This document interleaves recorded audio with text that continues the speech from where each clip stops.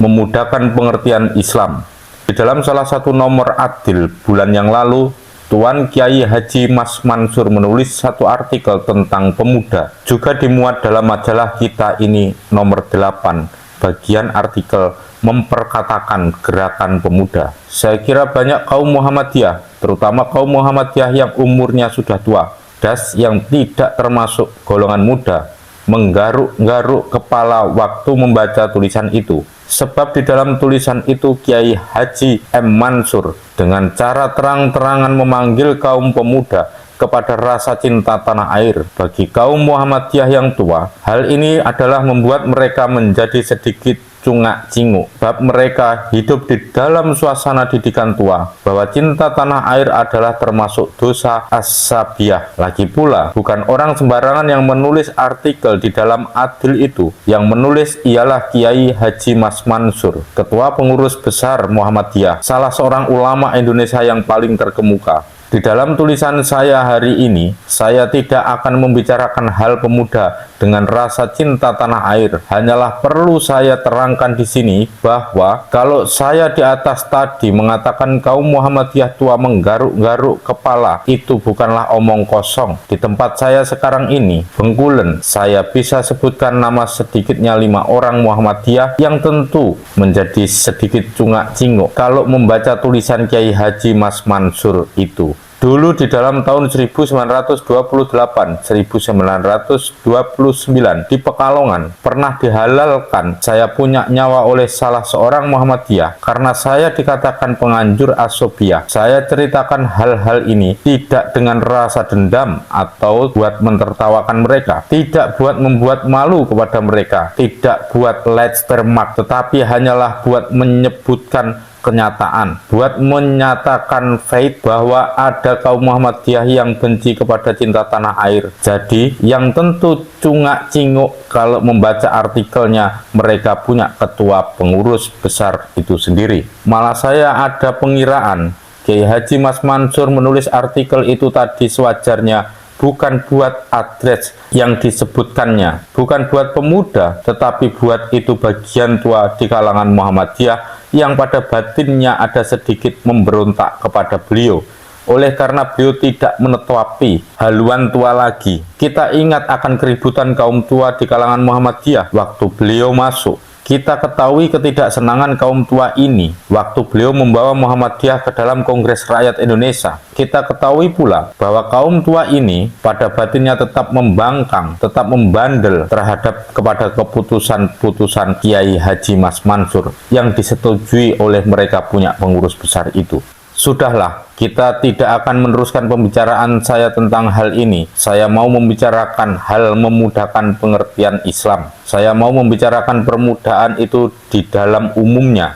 Saya mau menerangkan kepada pembaca bahwa kini hero-orientasi umum adalah perlu, amat-amat perlu. Kita kini perlu memikirkan kembali kita punya pengertian tentang Islam, menyelidiki kembali apakah sudah benar semua kita punya paham-paham tentang Islam, dan apakah tidak ada paham-paham yang perlu dikoreksi. Janganlah kita berpendirian kepala batu sebagai itu Syekh di padang pasir Transjordania, yang waktu ditanya oleh Miss Ruth Franz Watchman, apakah ada perubahan paham tentang hal agama, lantas menjawab dengan sengit, kita tidak perlu bicarakan agama, di dalam agama tidak bisa ada perubahan. Seolah-olah Tarik tidak menunjukkan bukti-bukti bahwa selalu ada perubahan di dalam pengertian-pengertian tentang agama itu. Seolah-olah Tarik tidak menunjukkan bahwa ada kalanya paham tua diganti oleh pengertian yang lebih baru, bahwa pengertian yang salah dikoreksi oleh pengertian yang lebih benar. Seolah-olah Tarik misalnya tidak menyebutkan pengoreksian tentang paham talqin, paham-paham taklid, paham tauhid, paham hijab, paham bunga pinjaman, paham perempuan, paham menerjemahkan Quran, dan 1001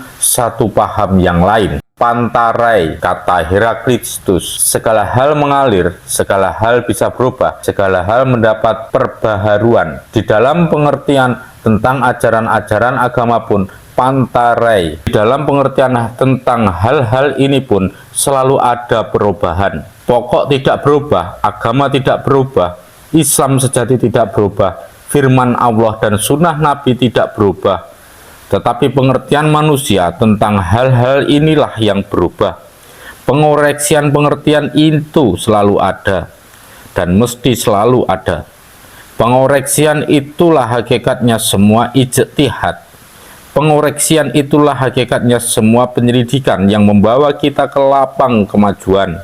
Kita menamakan kita kaum pro ijtihad, kita menamakan kita anti taklid, maka kita tidak mau menyelidiki kembali, kita punya paham-paham sendiri. Kita tidak mau mengijtihad kembali, kita punya pengertian-pengertian sendiri, dan mau berkepala batu saja menetapkan bahwa kita punya pengertian-pengertian itu sudah benar dan tak perlu diselidiki kembali. Kalau kita mau bersikap demikian, maka kita mau bersikap demikian, maka kita sendirilah mencekik mati kita punya kecerdasan dengan cara lambat laun. Kita sendirilah yang mengoper pekerjaan kaum taklid yang menyudahi tiap-tiap majikan akan menyelidiki kembali dengan kata, maukah engkau melebihi imam yang empat? Kita sendirilah yang menurut perkataan penulis Esad Bey, di dalam ia punya kitab tahrik Nabi yang gilang gemilang, ikut-ikut berdosa menutup pintu gerbang ijtihad, ikut-ikut berdosa sahlik zung desbab el ijtihad,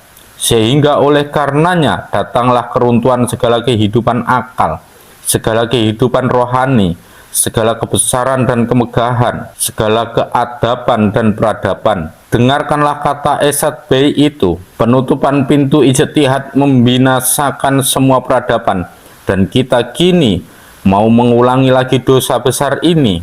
Janganlah kita berkepala batu, janganlah kita lekas marah kalau ada orang minta diperiksa kembali sesuatu hal di dalam pengertian-pengertian agama kita. Janganlah misalnya kita sebagai itu penulis dari kalangan Tarbiyatul Islamiyah tempo hari yang marah kepada saya karena saya membuka masalah tabir dan melemparkan perkataan-perkataan yang tidak sekelix kepada kepala saya. Janganlah kita tutup kita punya mata, tidak mau melihat bahwa di luar Indonesia kini seluruh dunia timur sedang asik rethinking of Islam. Perkataan Frances Watchman, yakni memikirkan kembali maksud-maksud Islam yang sewajarnya. Rethinking of Islam di Mesir, di Turki, di Irak, di Syria, di Iran, di India, di negeri-negeri Islam yang lain. Atau beranikah kaum yang jumud di dalam batinnya menetapkan bahwa misalnya soal tabir,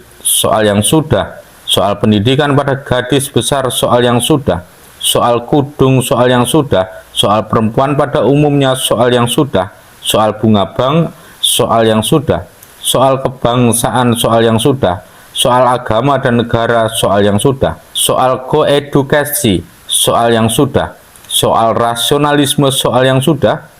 Sekali lagi, janganlah kita berkepala batu, marilah kita mau, suka, ridho kepada penelaan kembali itu. Hasilnya itu bagaimana nanti, tetapi keridoan kepada penelaan kembali dan hair orientering itulah syarat tiap-tiap kemajuan. Kita misalnya, karangan Kiai Haji Mas Mansur mengenai pemuda, selalu mengeluh apakah sebabnya kaum pemuda intelektual jauh kepada agama. Kita dengan lantas saja sedia dengan jawaban, kaum pemuda intelektual itu mendapat didikan anti agama. Kita malahan dengan lantas saja menyalahkan pula kepada kaum pemuda itu. Tetapi, adakah kita pernah menanya kepada diri sendiri, dengan sesuci-sucinya kita punya roh, barangkali ada apa-apa dengan kita punya pengertian agama itu, maka kaum pemuda menjauhi kita? Adakah kita pernah menanya kepada kita sendiri, barangkali kita punya pengertian agama itu per di hair orienti, ditelaah, dikoreksi kembali, dipikirkan kembali, diijtihadkan kembali, dipermudahkan. Adakah satu peribahasa Belanda yang tiap-tiap orang pergerakan pernah mendengar? Wie Zeus have they to come. Siapa yang memegang pemuda pada hari sekarang, dia juga akan memegang hari kemudian. Saya balikkan peribahasa ini, saya putarkan peribahasa ini 180 derajat. bukan saja we have they to come, tetapi saya berkata, we to come have they jauh. Siapa yang menggenggam hari kemudian di dalam tangannya, dialah yang digemari pemuda pada hari sekarang. Camkanlah perkataan saya ini. Kalau kita punya pengertian agama, pengertian yang benar, kalau pengertian kita itu pengertian yang mengandung harapan buat hari kemudian, dan bukan suatu pengertian yang toh akan mati di zaman sekarang ini karena salahnya, maka pemuda akan gemar kepada kita dan akan menghubungkan dia dengan kita. Sebaliknya, kalau pemuda pada zaman sekarang ini menjauhi kita, kalau mereka itu tidak senang kepada agama kita, maka nyatalah ada apa-apa dengan agama kita.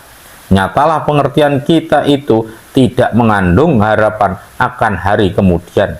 Nyatalah pengertian kita itu menyalahi hukum sejarah. Nyatalah datang kita saatnya. Kita disuruh berani menyelidiki pengertian kita sendiri. Disuruh berani mencari apa-apa yang saya maksudkan tadi itu. Nyatalah kini datang saatnya. Kita disuruh berani kepada self correction.